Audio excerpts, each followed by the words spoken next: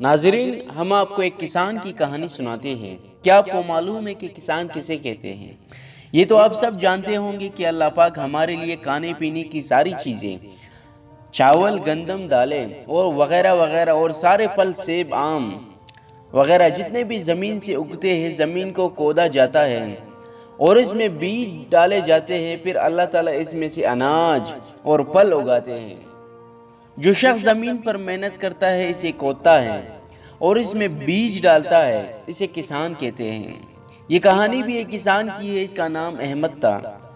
احمد کے 3 بیٹے تھے، وہ اپنے گھر میں بہت خوش تھے، لیکن احمد ایک بات سے بہت پریشان تھا کہ اس کے بیٹے بہت سست اور کام چور تھے۔ وہ کام کاج میں بالکل اس کی مدد نہیں کرتے تھے۔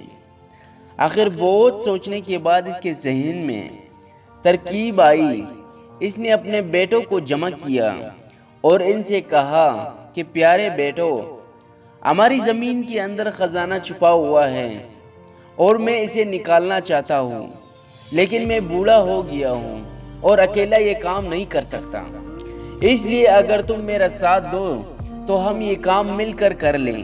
سارے بیٹے خزانے کی تلاش میں راضی ہو گئے اور انہوں نے زمین کو کھودنا شروع کر دیا، لیکن ان کو خزانہ نہ ملا۔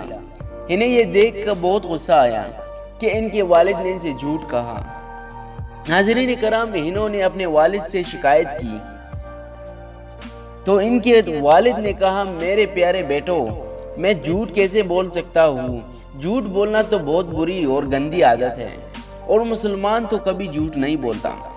میں نے تمہیں کہا تھا کہ اس میں خزانہ ہے، تو میرے پیارے بیٹو یہ جھوٹ نہیں بلکہ سچ ہے، لیکن تم جلدی کر رہے ہو اور جلدی کا کام شیطان کا ہوتا ہے۔ تم وہ کرو جو میں تمہیں بتاتا ہوں، یہ بیج لو اور زمین میں ڈال دو۔